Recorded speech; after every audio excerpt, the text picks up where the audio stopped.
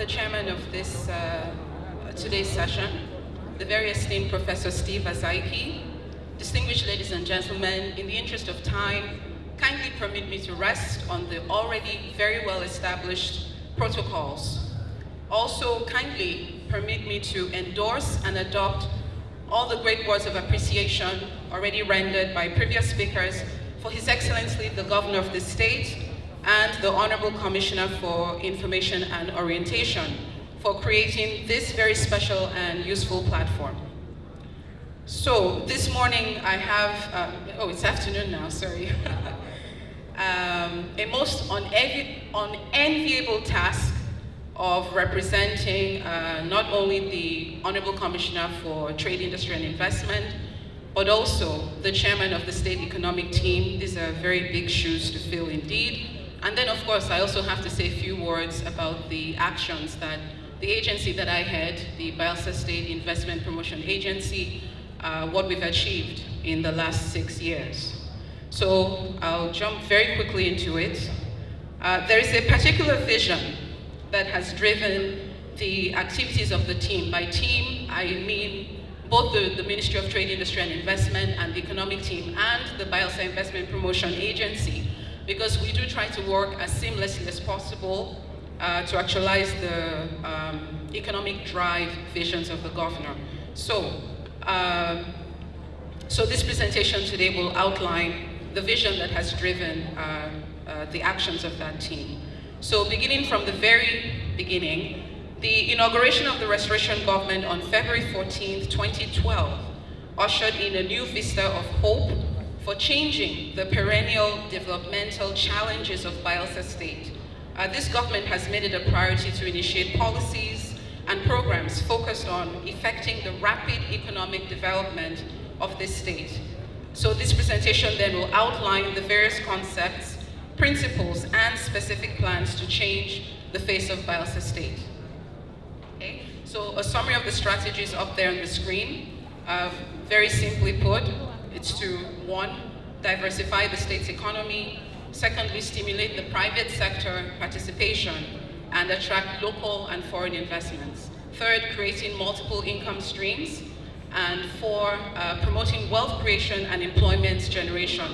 So you see that this strategy is actually a very inclusive one because it's the governor's vision that all sectors of society have to be carried along in a drive to grow the economy and for industrialization.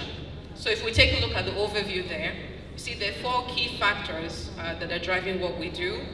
First of all, you have enabling policies, and then we have building partnerships, physical infrastructure, building capacity. This government has always taken the position that we do not change the face of this state merely by changing infrastructure. We have to build up our people as well, build up capacity, build up the infrastructure of the mind, which I would argue is far more important than any other type of infrastructure. And we're investing in that. So then we take a look at the enabling policies on the next slide. There are a number of them. They're right there on the screen. I won't go through all of them in the interest of time. But the one I just want to highlight is investment-friendly laws. You see, when people take a look at any destination to see if it's an attractive one in terms of investments and doing business, there are a number of indicia that they look at before they decide to come there, because it's always a competition. When you're trying to attract investors, they have a number of options, so you always have to give them a reason to choose you over other destinations. And even apart from that, the agencies such as the World Bank and other influential agencies do rank various states and destinations based on a number of different things as to tell whether or not they're business friendly. So all the enabling policies you saw on the previous screen are part of our initiatives to make sure that Paience is ranked very highly as a business friendly destination. The investment friendly laws are right over there. I should also add that, you see, they were all enacted in 2012, just when this government began.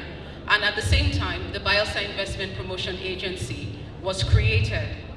Now, the reason for that, the raison d'etre, which is why the agency exists, is simply to showcase all investment projects of Paience State to carry out image building of Paience State as a premium investment destination, not just an investment destination, but a premium one, and also for investment generation. So what we do then is to identify key businesses, attract them to Paience State, and most importantly, keep them in Paience State. So then we also provide investor facilitation, aftercare services, which means for a business person approaching BPA, that should be the only place that you come to get yourself up and running. You shouldn't have to go to multiple stops before you're able to set up your business or your investment in Paience State.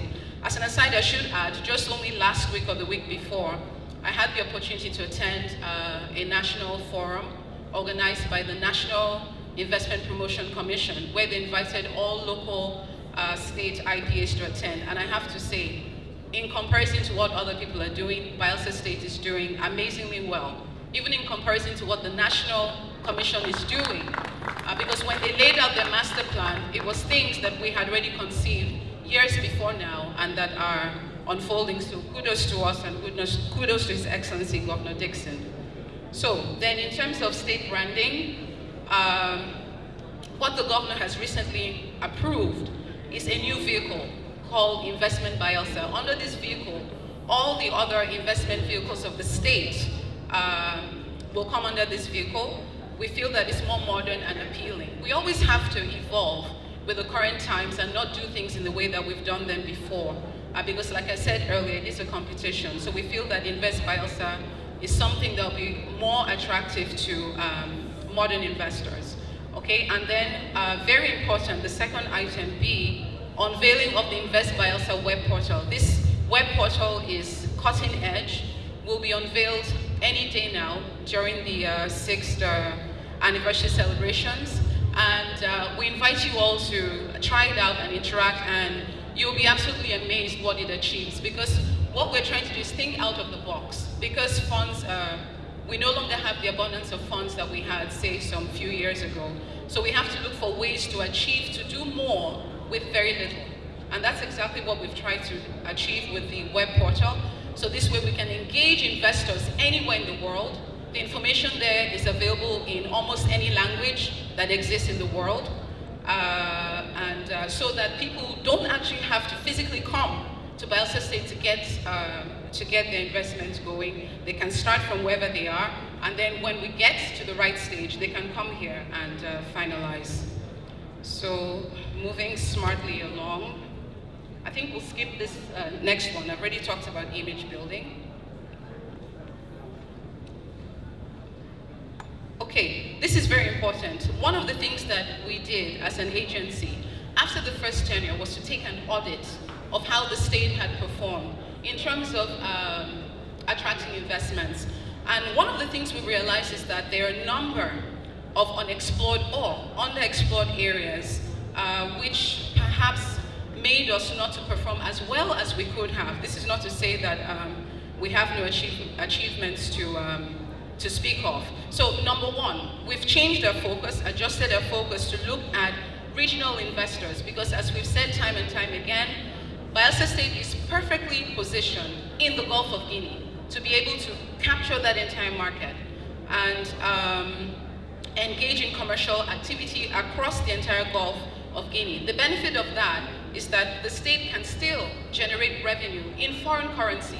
So in these times when, of course now the Naira has, things are not as shaky as they were some time ago, but you never know what the future holds. So it's always best to be able to attract revenue in foreign currency that might not maybe be as unstable as local currency.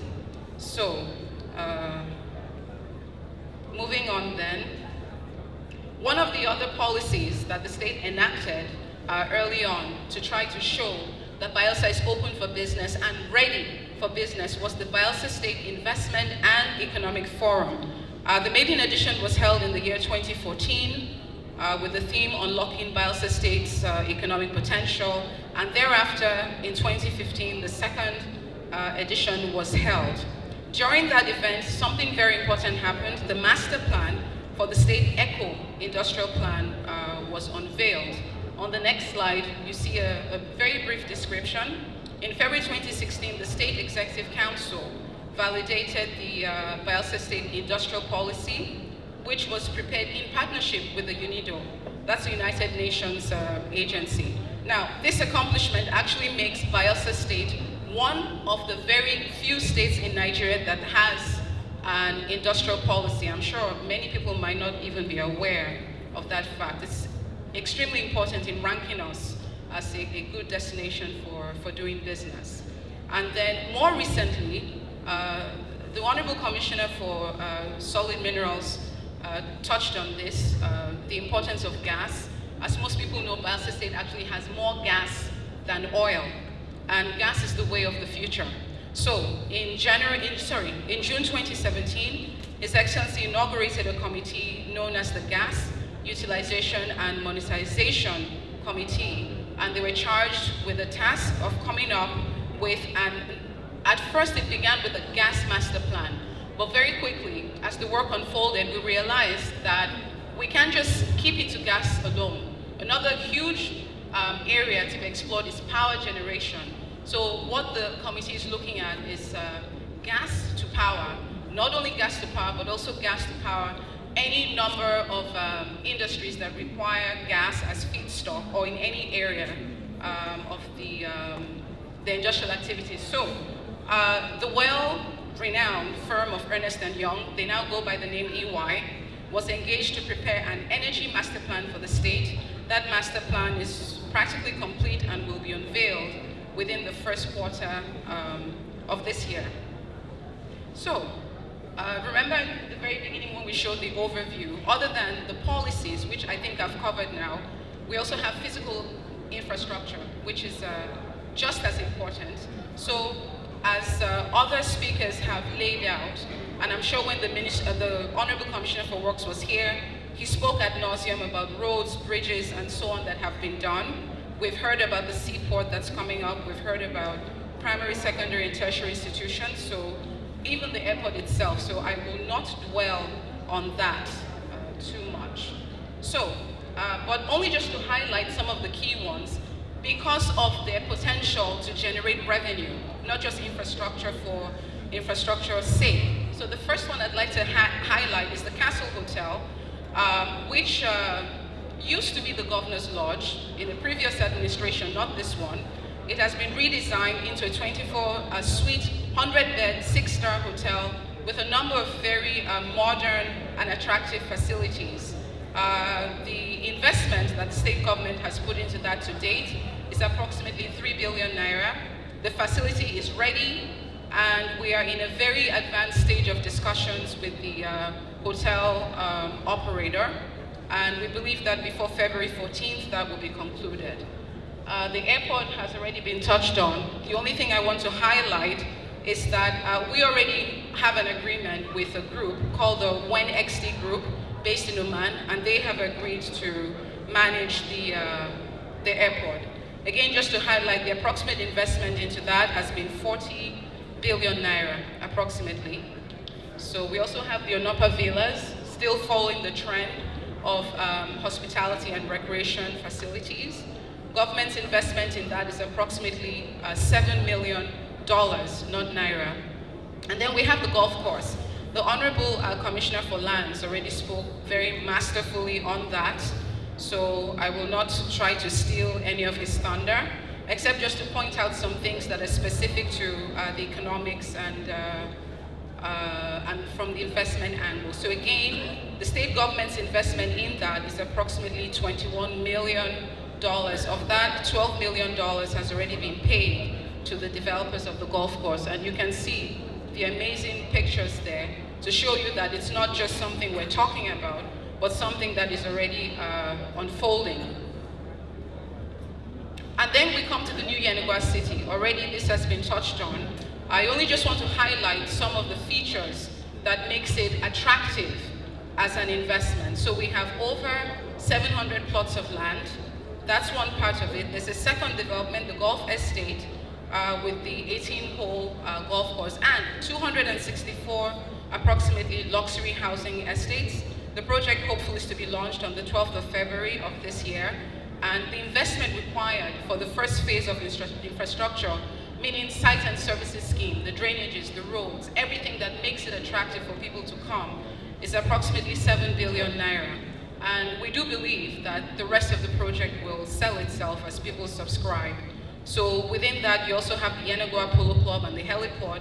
So it really makes it like a very luxury and high-class place to live.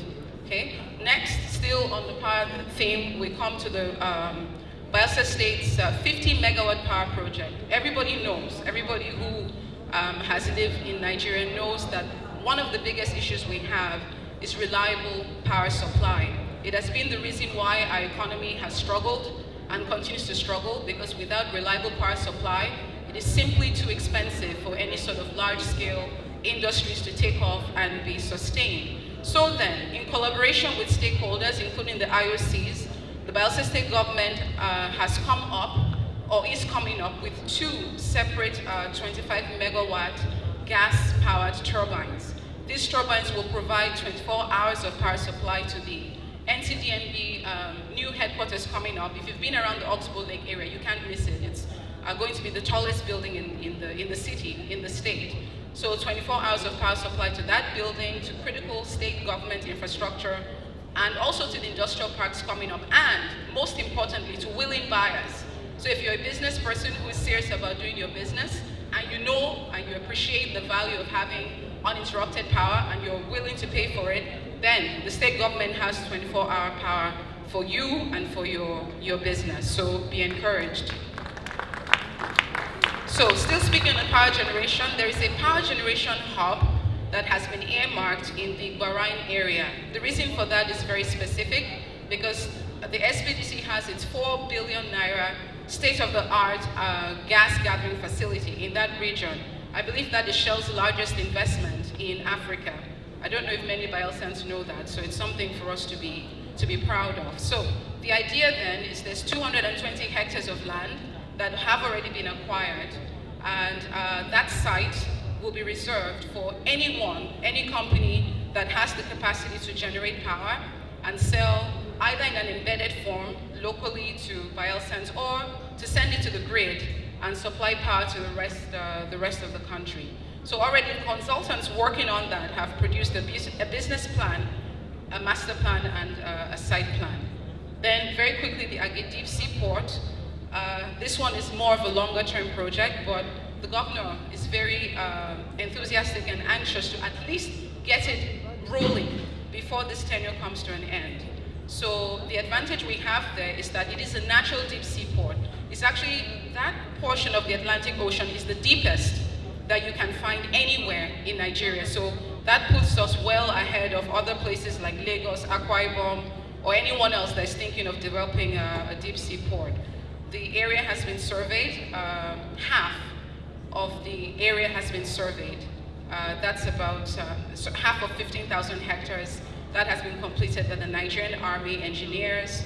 And as we all know, a few weeks back, the governor announced the inauguration of a 15-member implementation committee to work at actualizing that project, so that at least by the end of this tenure, some form of activity is going on there, even if we can't achieve a full-blown port. It's a huge investment. It's going to require approximately $800 million, and this will be private sector driven in partnership with the state. So I want to just go back to the heliport, because what we should know is that we are in very advanced stages of negotiations with Bristol Helicopters. I think they're a household name in the industry. They have indicated very strong interest in doing executive movement. By executive, we mean quick and rapid movement into Yenagoa and out of Yenagoa, so that if you don't want to go all the way to the airport, the heliport becomes an option for business executives, for IOC executives, for other willing customers who are ready to pay. The advantage of going with Bristol is they also have amphibious planes, what is known as seaplanes. So we all know the terrain of Bayelsa State. So while we're waiting for the bridges to get to Brass and other places that are still a bit of a challenge, you can take a seaplane powered by a company such as Bristol, and you can land anywhere in the state, regardless of whether you have access by road or not. And for us, I think, so you see, everything we do, we're taking the peculiar terrain and culture of our people into consideration. Okay, so very quickly, let's look at the Eco-Industrial Park. The only thing I want to highlight there, see, it's not just something that we're talking about. Already, we have taken the step of engaging with a number of companies, industries that have already leased land at the Eco-Industrial Park. Now, they would not take that step if they felt that it was just words on paper. So, including the companies, MD Pharmaceuticals, they have already leased 5 hectares of land at the Eco-Industrial Park. We have Cable Tech Nigeria, one of my favorite companies, because when we first came on board, we signed a whole slew of MOUs. Some of those did not amount to anything, but Cable Tech stayed, and what we have discovered is that it's really important to focus on a local and regional business process because they have the stomach and staying power that some of the foreign investors do not have. So we're shifting our focus to look more at our local investors because the money is the same, doesn't matter if it comes from America. As long as the economy is moving, that's what we care about, not the source of the money. So we also have Innocent Motors, which is a household name. They have requested for 10 hectares of land, and we have the Mosilo Group that has requested for 10 hectares of land. So very quickly then, Elemebiri, there's a second, not just industrial park, but industrial city planned at Elemebiri, Sabama local government area. Okay, we selected that site because it's very strategic, close to Onitsha. And it was conceived to be the destination of choice for gas-based businesses. Already, we do have a commitment from AGIP to supply gas for power and industrialization. And the feasibility studies are already well underway. So, the third component, building partnerships, also very critical. We've listed there on the screen some of the various business entities that we have existing and working partnerships with. The one I didn't mention before, for the starch extraction project, we have a partnership with a Danish food processing company and also bilateral agreements with Denmark, Israel, and other foreign technical partners for the establishment of fish farms across the state. I won't touch on all the other ones because they have already been mentioned, except to talk about this one, the World Energy Cities Partnership, which people may not know much about it. This is a non-governmental organization of cities that are recognized worldwide as being leaders in energy. And we know that if you want to talk about energy in Nigeria, oil and gas, you can't have that discussion without Nigeria. And if you want to talk about Nigeria, you cannot have that conversation without Bielsa. So we feel that Bielsa is the oil and gas capital of Nigeria. This is where the industry was given birth to. And so we have to do more to effectively promote ourselves as such, as the oil and gas capital of Nigeria. For that reason, we approached the World Energy Cities Partnership in May of, it was around October of last year, because I remember October 1st we were there, and they made a very big deal of it, and made a successful presentation, and I'm very happy to announce that in May of this year, Yenagoa is going to be unveiled as the latest member of the World Energy Cities Partnerships. Why is that important?